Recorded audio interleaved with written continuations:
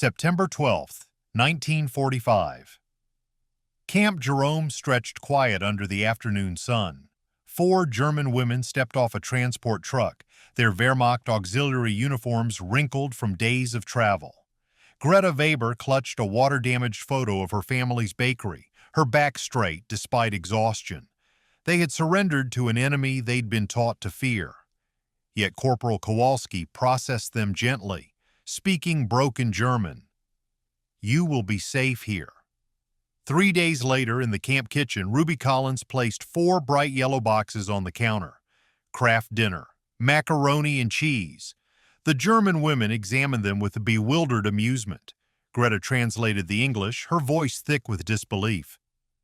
"They want us to cook. Powder? With orange dust?" The women broke into nervous laughter.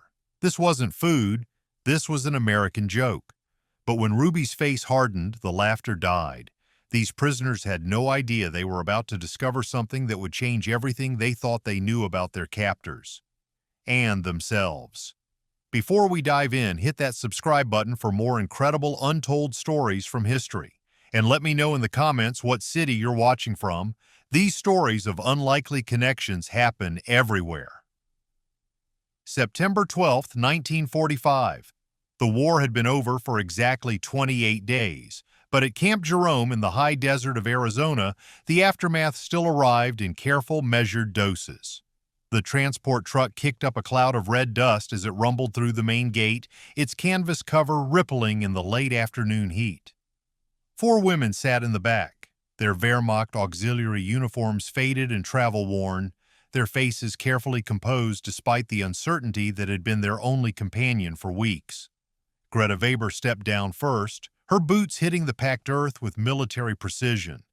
At 23, she carried herself with the rigid posture of someone who had learned that appearances mattered, that a straight back could be armor against a world that had stopped making sense. In her left hand, she clutched a water-damaged photograph of a 3-story building with a painted sign that read, "Weber Bäckerei," in fading gold letters. The edges were soft with moisture and handling, but the image of her father standing proudly in his baker's apron remained clear enough to break her heart each time she looked at it. Behind her came Ingrid Hoffman, 26 and sharp-eyed, scanning the camp's layout with the automatic assessment of someone who had spent the war watching radar screens for incoming threats. Liesl Brenner, barely 20, stayed close to the others, her nervous energy evident in the way her fingers twisted the hem of her uniform jacket. Margot Kleist brought up the rear, her supply clerk's mind already cataloging the camp's resources and deficiencies with professional detachment. They spoke in rapid German, their voices low and urgent. "Es sieht nicht so schlimm aus," Ingrid murmured, noting the orderly barracks, the absence of barbed wire, the clean swept pathways between buildings. "Vorsicht," Greta replied automatically, though she too felt a flutter of something that might have been relief. The camp seemed almost civilized compared to the holding facilities they had endured during their long journey to American soil. Corporal Frank Kowalski approached them with measured steps, his Polish-American features weathered by desert sun and the weight of responsibilities that extended far beyond his rank. He spoke to them in careful, broken German, his accent carrying traces of his grandmother's kitchen in Chicago. "Sie werden hier sicher sein." You will be safe here. The words hung in the desert air, strange and almost impossible to believe. Safe. When had any of them last felt truly safe? Greta studied his face, searching for the cruelty she had been taught to expect from American soldiers. Instead, she found only tired kindness and the particular exhaustion of a man who had seen too much war to take pleasure in anyone's suffering. From the mess hall window, Technical Sergeant Ruby Collins watched the processing with professional interest. At 28, she had learned to read people through their relationship with food, and these women looked thin in the way that spoke of more than just recent travel rations. Their careful posture suggested pride struggling against circumstance, dignity maintained despite defeat. Ruby had seen that same stubborn grace in her own mirror during the darkest days after the telegram about her husband. The German women were assigned to kitchen duty, a decision that Ruby had influenced through careful conversation with the camp commander. Light work, she had argued. These were auxiliaries, not combat troops. telegraph operators and supply clerks who had found themselves caught in the machinery of war rather than driving it. Besides, the kitchen was always short-handed, and Ruby had a theory that useful work healed wounds better than idle time ever could. Their quarters were clean but sparse. 4 narrow bunks in a room that smelled of pine disinfectant and desert sage that drifted through the single window. Greta claimed the bunk nearest the window, not for any particular advantage it offered, but because it faced east, toward a home that might no longer exist. She placed the photograph of her family's bakery on the small wooden shelf beside her pillow, the only personal touch in a space designed to erase individuality. The first 2 days passed in careful routine. The women reported to the kitchen at dawn, performed their assigned tasks with Germanic efficiency, and returned to their quarters each evening to speak in whispers about this strange American hospitality that felt too good to be trusted. Ruby watched them work, noting their competent hands and the way they instinctively organized themselves around tasks without need for direction. These were women who understood work, who found comfort in purpose. On the 3rd morning, Ruby decided it was time to test the waters. She had been assigned to prepare lunch for the Italian prisoners who were expected to arrive that afternoon, a simple meal that would fill 200 hungry men without straining the camp's resources. She laid out the ingredients with deliberate ceremony, placing 4 bright yellow boxes on the wooden preparation table like offerings on an altar. "Craft dinner," she announced, her voice carrying the authority of someone who had learned to make do with whatever the army provided. "Macaroni and cheese." The German women approached the boxes with the cautious curiosity of scientists examining unknown specimens. Greta lifted one box, turning it over in her hands to examine the cheerful illustrations and bold English text. The weight felt wrong for food, too light to be substantial, too processed to be nourishing. She read the instructions aloud, her English careful but clear, translating for the others as she worked through the unfamiliar concepts. "They want us to cook powder," she said, her voice rising with disbelief as she opened the box to reveal the pale, uniform shapes of dried pasta. "With orange dust?" She held up the small packet of cheese powder, its artificial color bright as a sunset and twice as unnatural. The absurdity of it hit them all at once. These Americans, who had conquered half the world, who had built machines that could fly across oceans and bombs that could level cities, wanted them to prepare food from powder and paste. Ingrid snorted first, a sound that might have been derision or hysteria. Liesel giggled, covering her mouth with her hand, but unable to stop the laughter that bubbled up from somewhere deeper than humor. Even pragmatic Margot shook her head in amazement. "Kein Wunder, dass Sie kein ordentliches Brot backen können," Ingrid muttered, and that broke the dam completely. No wonder they couldn't bake proper bread. The laughter that followed was nervous, desperate, tinged with the kind of hysteria that comes from too much loss and too little certainty. It was the laughter of women who had lost everything they thought they knew about the world and were trying to find their footing in a place where food came from boxes and enemies offered safety. But laughter, Ruby Collins had learned long ago, could cut deeper than anger. She watched the women's faces transform with mirth, heard the rapid German that needed no translation to convey mockery, and felt something cold settle in her chest. These women weren't just confused by the food, they were laughing at her, at everything she had worked to defend. The moment stretched taut as a wire. Cultural collision disguised as culinary comedy. Ruby's face hardened, her jaw setting in the particular way that meant someone had crossed a line they didn't even know existed. The laughter died as quickly as it had begun, leaving only the desert wind through the kitchen windows and the sudden, sharp understanding that nothing here would be as simple as any of them had hoped. The silence that followed stretched like a held breath, thick with the weight of unspoken judgments and cultural chasms that neither side had anticipated. Ruby Collins stood at the kitchen counter, her wooden spoon gripped tight enough to leave marks in her palm, watching the 4 German women as they struggled to compose themselves after their burst of laughter. The bright yellow boxes of Kraft Dinner sat between them like evidence in a trial neither side had agreed to attend. 200 servings, Ruby said finally, her voice carrying the kind of authority that had gotten her through 3 years of military service and a dozen different postings where being both black and female meant proving herself twice as hard every single day. The Italian prisoners arrive at 1400 hours. They'll be hungry, and this is what we're serving them.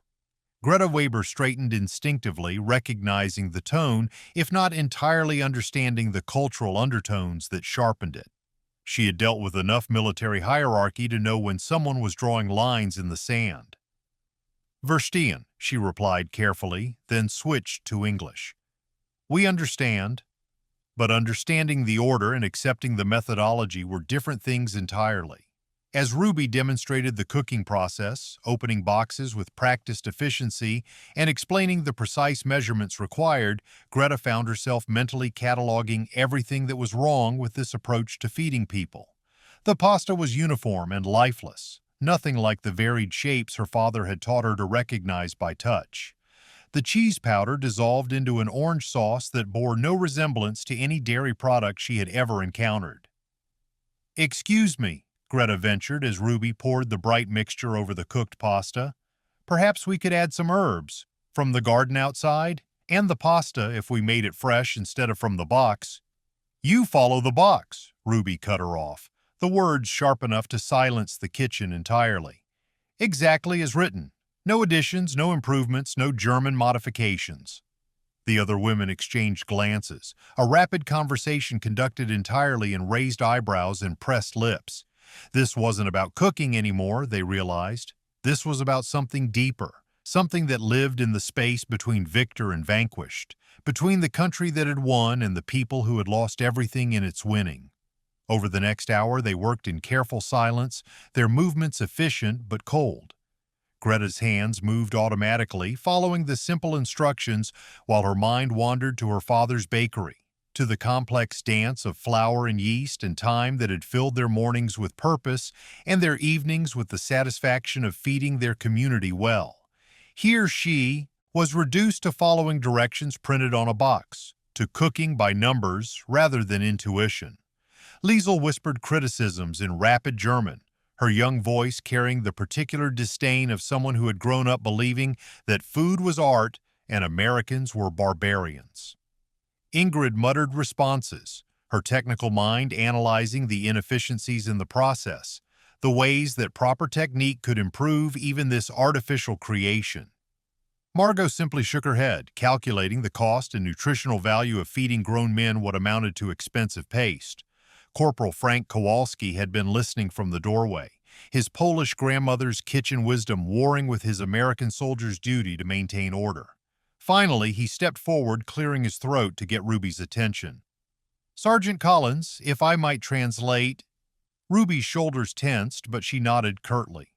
Frank spoke quietly to the German women in their own language, his accent carrying traces of the old country that his own family had fled decades earlier. The women's expressions shifted as he talked, surprise replacing defensiveness. "They're not mocking the food itself," Frank explained to Ruby, switching back to English. "They're homesick, talking about their mother's cooking, about what they used to make before." He gestured vaguely, encompassing the war, the destruction, the long chain of events that had brought them all to this desert kitchen in Arizona. Ruby felt something loosen in her chest, a knot she hadn't realized she'd been carrying. She thought of her own grandmother's cornbread, dense and perfect, nothing like the light, airy versions she'd been taught to make in Army training. How many times had she criticized those recipes in her head, comparing them unfavorably to the food of her childhood? "Food is memory," Frank continued softly, and Ruby found herself nodding despite her earlier anger. "My grandmother made pierogi," Frank added, almost to himself. "My wife, she tries, but she makes them with store-bought pasta sheets. They taste fine, but they don't taste like home." The admission hung in the air, a bridge thrown across the cultural divide that had seemed so insurmountable moments before. Ruby looked at the German women with new eyes, seeing not mockery but grief, not criticism but loss. They were mourning, she realized, for a way of life that bombs and armies had erased as thoroughly as if it had never existed. Over the following days, a routine developed that was neither hostile nor friendly, but something more complex. The women worked with Germanic efficiency, following Ruby's instructions to the letter, while finding small ways to improve the results through technique rather than ingredients. Ruby noticed that Greta's hands moved with a baker's instinct, adding precise amounts of salt without measuring, stirring the pasta at just the right moment to achieve perfect texture. "Your hands know cooking," Ruby observed one afternoon, watching Greta drain a massive pot of macaroni with movements that spoke of years of practice with much more sophisticated preparations. Greta paused, surprised by the compliment. "My father was a baker," she said simply, then added with careful honesty, "I was learning before." The sentence hung unfinished, but Ruby understood. Before the war. Before the world ended and began again in ways none of them could have imagined. She found herself studying Greta's technique, noting the small adjustments that somehow made even the artificial cheese sauce taste more balanced, more real. "Maybe," Ruby said carefully, "you could show me how you do that thing with the stirring, the way you get it so smooth." It was a small offer, tentatively made, but it opened a door that neither woman had expected to find. Greta's face brightened with something that might have been hope, and for the first time since arriving at Camp Jerome, she smiled. Not the careful defensive expression she had worn during processing, but something genuine and warm. "Yes," she said, switching to the wooden spoon with movements that transformed cooking from chore to craft. "Like this, you see. The pasta tells you when it is ready." And somehow, impossibly, the craft dinner began to taste like something approaching actual food. The Red Cross letter arrived on a Thursday morning, carried by a jeep that kicked up the usual cloud of desert dust as it approached the camp's main gate.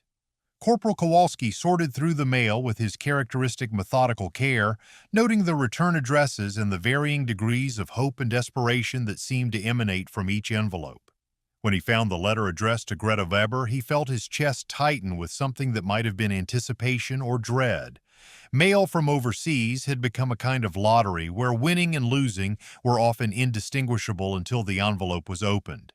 He found Greta in the kitchen working beside Ruby to prepare the lunch service. Over the past 2 weeks, the two women had developed an unlikely partnership, their movements synchronized in the way that only comes from shared purpose and mutual respect grudgingly earned. Ruby had begun asking questions about German cooking techniques, while Greta had started offering suggestions with less defensiveness and more genuine desire to help. "Letter for you," Kowalski said in German, holding out the envelope with the careful reverence he reserved for messages that might change someone's entire world. Greta's hand stilled on the wooden spoon she'd been using to stir a massive pot of what had somehow evolved from basic macaroni and cheese into something approaching actual comfort food. She recognized the Red Cross insignia immediately, and her heart began beating so hard she was certain everyone in the kitchen could hear it. Letters from home had become mythical things, stories other people told about news from relatives who might or might not still exist in a world that had been bombed and rebuilt and bombed again. She wiped her hands carefully on her apron before taking the envelope, her fingers trembling slightly as she opened it. The paper inside was thin and official, typed in both German and English, but the words seemed to dance before her eyes as she struggled to process what she was reading. "Meine Eltern," she whispered, her voice barely audible above the kitchen's usual sounds. "My parents. They are alive."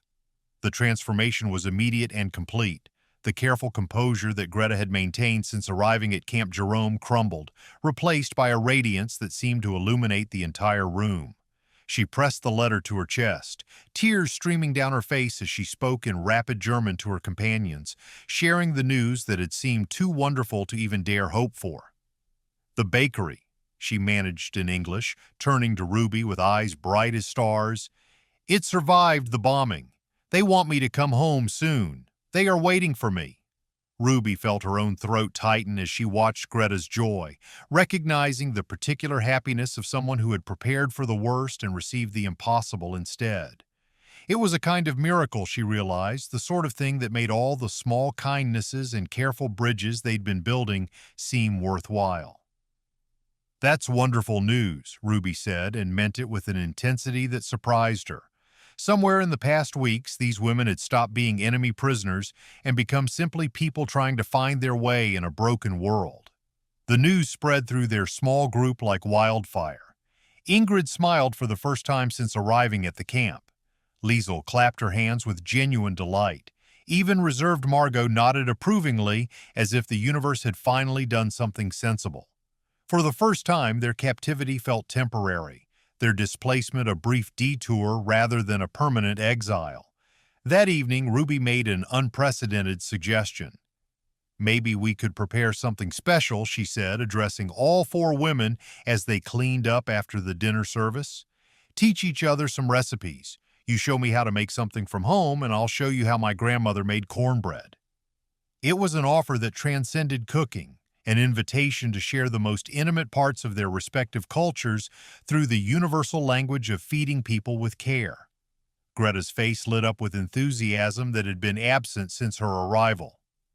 "Spatzel," she said immediately. "I could make spatzel with what we have here, not perfect, but close enough." The preparation became a ceremony of cultural exchange.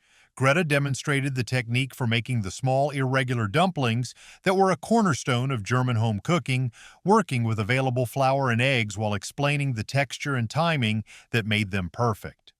Her hands moved with the confidence of someone passing down generations of kitchen wisdom, transforming basic ingredients into something that spoke of Sunday dinners and family traditions. Ruby, in turn, shared her grandmother's approach to cornbread, the way the old woman had adjusted ingredients by touch and instinct rather than measurement. "She never wrote anything down," Ruby explained as she mixed the batter with movements that carried their own kind of muscle memory. "Said recipes lived in your hands, not on paper." Kowalski appeared as they worked, carrying powdered milk and sugar saved from his own rations, contributions offered without fanfare but with the understanding that some meals deserved better than standard issue ingredients. The gesture spoke to the strange family they were becoming, bound together by circumstance and small acts of generosity. When they finally sat down to eat together that evening, the meal felt like a celebration. The spatzel was tender and comforting, reminiscent of home but adapted to their current reality. Ruby's cornbread carried the warmth of tradition mixed with present-moment care. The macaroni and cheese, elevated through Greta's techniques and Ruby's growing understanding of comfort as an art form, tasted like something approaching actual food rather than institutional necessity.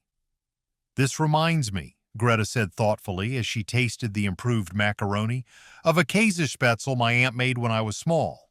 Different ingredients, different method, but—" She paused, searching for the right words. "It tastes like someone cared about the people eating it." The comment hung in the air, heavy with implications none of them were quite ready to address. Care had become a radical act in a world that had nearly torn itself apart with hatred. To feed someone with attention and skill, to take time to make food taste better than it had to, was a small rebellion against the forces that had brought them all to this desert camp in Arizona. Ruby nodded slowly, understanding something about Greta that she hadn't quite grasped before. This young woman didn't just cook, she nourished. The distinction mattered in ways that went far beyond technique or tradition. "Your aunt sounds like she was a good cook," Ruby said. "She was," Greta replied, her voice soft with memory. "She said that food was how we show love to people we might never see again." The words settled over their small group like a blessing and a challenge, a reminder that every meal was both an ending and a beginning, every shared dish a bridge across the chasms that war had carved between human hearts. The second Red Cross letter arrived on a Monday, exactly 11 days after the first, carried by the same jeep but somehow feeling heavier in Corporal Kowalski's hands as he sorted through the mail. He had developed an instinct for these things over his months at Camp Jerome, a sixth sense that told him when an envelope contained hope and when it carried the kind of news that could break someone's carefully reconstructed world. This letter felt wrong from the moment he touched it, official in a way that spoke of corrections and apologies rather than continued good news. He found Greta humming softly as she worked in the kitchen, a German lullaby that she had been singing more frequently since receiving word that her parents were alive. She and Ruby had fallen into an easy rhythm. their partnership evolving from cautious cooperation to something approaching genuine friendship. They were preparing a special lunch for a group of visiting Red Cross officials, working together to elevate the standard camp fare into something that might actually impress dignified civilians who had choices about what they ate. "Another letter," Kowalski said quietly in German, his voice carrying none of the casual warmth he had developed with the women over recent weeks. Greta looked up from the pot she was stirring, her face immediately brightening with the kind of joy that had become habitual since learning her family had survived. "More news from home," she said in English, including Ruby in her excitement. "Perhaps they have found my brother Heinrich. Perhaps there is word about the neighborhood." But even as she reached for the envelope, something in Kowalski's expression made her movements slow. The letter felt different in her hands, heavier somehow, despite being made of the same thin paper as the first. She opened it with careful deliberation, her baker's fingers suddenly clumsy with the simple task of unfolding official correspondence. The words blurred together at first, sentences that refused to make sense even when she read them multiple times. "Error in previous correspondence. Regret to inform. Bombing occurred 3 days before armistice. No survivors found at the address." The bakery address she had memorized, the street where she had learned to walk and laugh and knead dough, reduced to rubble and administrative notation. "No," she whispered, the word barely audible above the kitchen's usual sounds. "This is wrong. There was a mistake. They said—" But the letter was painfully specific, filled with the kind of bureaucratic precision that left no room for hope or misinterpretation. The first letter had been based on outdated records filed before the final Allied bombing campaign that had leveled her entire district. Her parents, Johann and Maria Weber, had died when their apartment building collapsed during the last week of the war, killed by bombs dropped after the outcome was already decided, after victory was assured but before someone had bothered to update the casualty lists. Greta's legs gave out suddenly, and she sank to the kitchen floor, still clutching the letter, her careful composure dissolving into something raw and animal. The sound that escaped her throat was not quite crying, not quite screaming, but something in between that spoke of loss beyond language. Ruby moved immediately, kneeling beside her without thought, her own experience with devastating telegrams overriding any hesitation about comforting someone who had been an enemy just weeks before. "What does it say?" Ruby asked Kowalski, though Greta's reaction had already told her everything she needed to know about hope and how quickly it could be snatched away. "Her parents," Kowalski replied heavily, his own voice thick with the weight of translating tragedy. "They died in the bombing. The first letter was wrong." The kitchen fell silent except for Greta's ragged breathing and the sound of her tears hitting the floor. Ingrid, Liesel, and Margot gathered around their friend, speaking in rapid, desperate German, trying to find words that might somehow soften the blow or make sense of a world that had taken everything from them twice. But there were no such words, and eventually they simply sat with her in her grief, their presence the only comfort they had to offer. Ruby found herself remembering her own telegram, the one that had arrived on a Tuesday morning while she was learning to fold army blankets according to regulation standards. The words had been different, but the feeling was identical. The sudden understanding that the future she had been planning was gone, replaced by something shapeless and terrifying that she would have to navigate alone. The days that followed were harder than anything they had experienced since arriving at Camp Jerome. Greta stopped eating, stopped speaking, stopped engaging with the world in any meaningful way. She performed her kitchen duties with mechanical precision, but without the care and intuition that had transformed even institutional cooking into something approaching art. Ruby watched helplessly as the young woman faded, grief eating away at her from the inside until she seemed translucent, barely present. The breaking point came during lunch preparation on Friday, exactly 1 week after the second letter had arrived. Ruby had prepared a batch of the improved macaroni and cheese they had been perfecting together, adding the small touches that Greta had taught her to make it taste like care rather than mere sustenance. She placed a bowl in front of Greta, hoping that familiar flavors might somehow reach through the wall of grief that had settled around her. Instead, Greta picked up the bowl and walked to the waste bin, dumping the entire portion without tasting it. "Tasteless," she said, her voice flat and emotionless. "All American food is tasteless." The rejection hit Ruby like a physical blow, not because of wounded pride, but because she recognized what was happening. Greta wasn't criticizing the food, she was rejecting hope itself, pushing away anything that might connect her to a future that didn't include the family she had already lost once and been forced to lose again.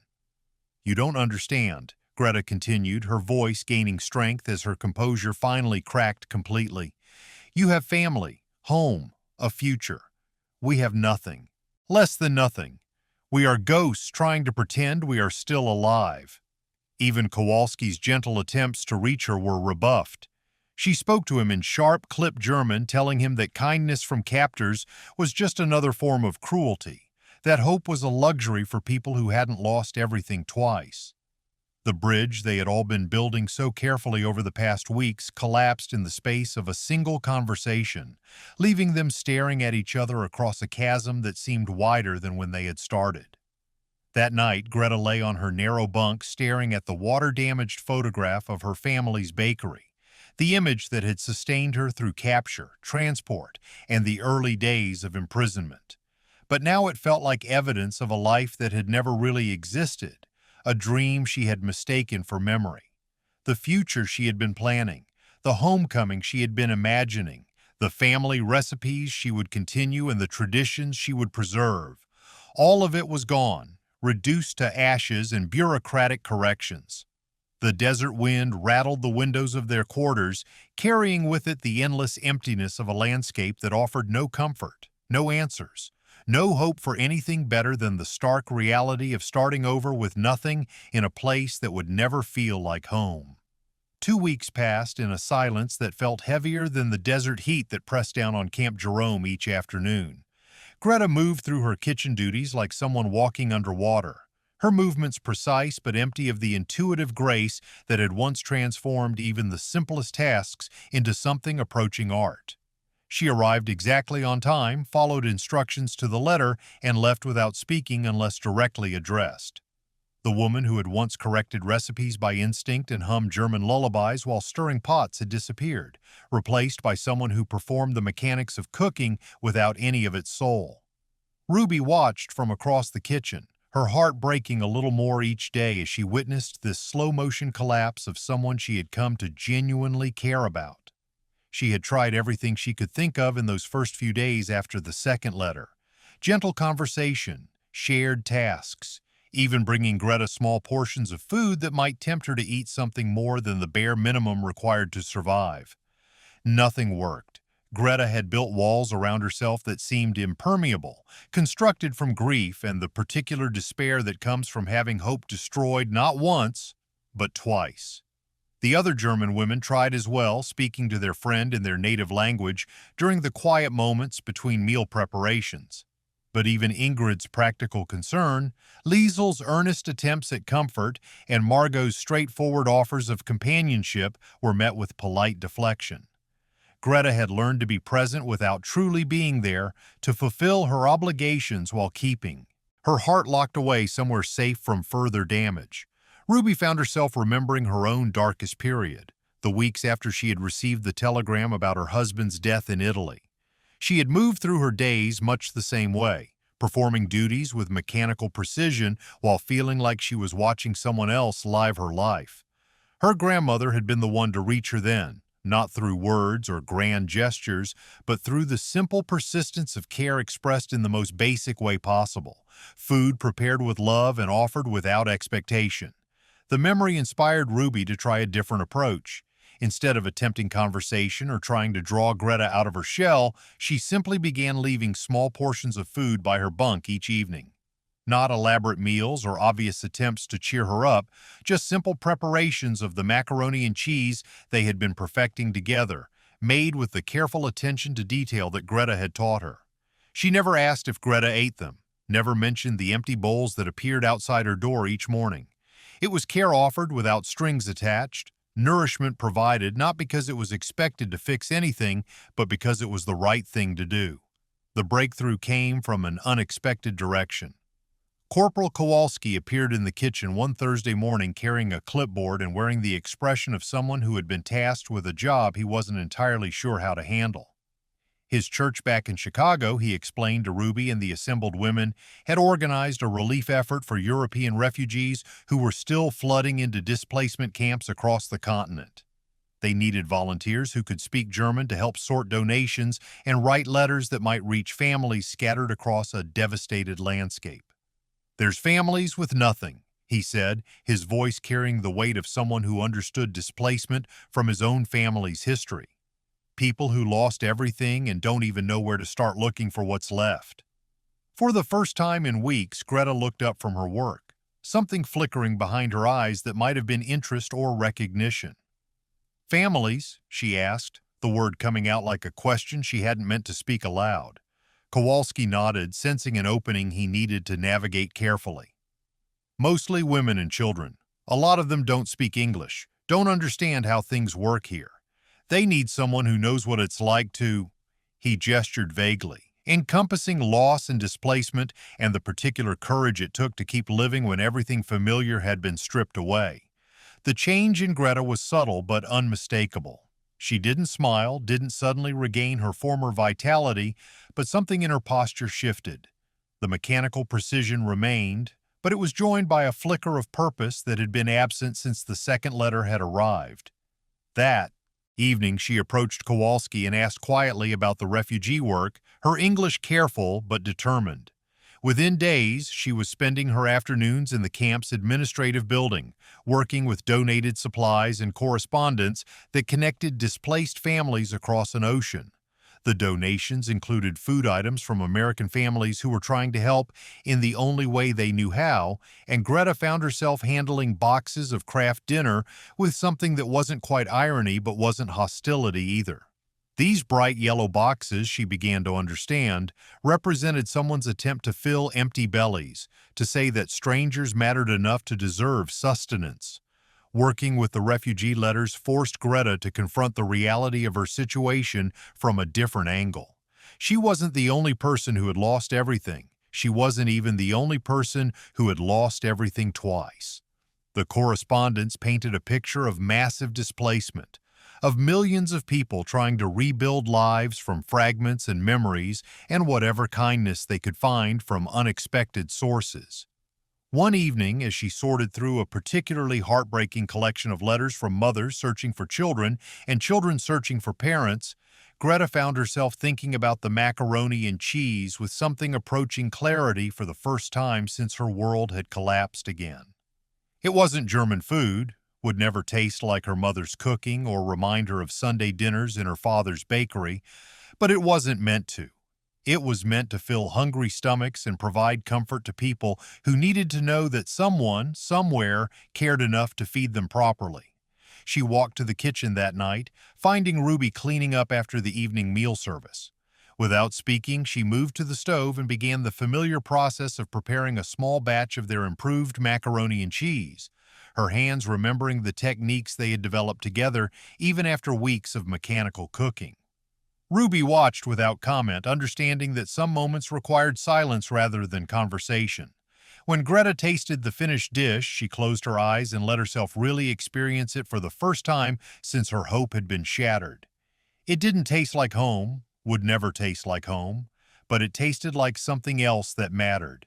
It tasted like care, like the possibility that kindness could exist between strangers, like the radical idea that feeding someone well was a form of resistance against a world that had tried to reduce human beings to statistics and casualties. "It doesn't taste like my mother's Käsespätzle," she said finally, opening her eyes to meet Ruby's gaze. "But it tastes like someone wanted the person eating it to know they matter." Ruby nodded, understanding that this wasn't just about food anymore. This was about the choice between despair and purpose, between holding on to grief so tightly that it consumed everything else or finding ways to transform loss into service, pain into compassion for others who were walking similar paths through the wreckage of a broken world.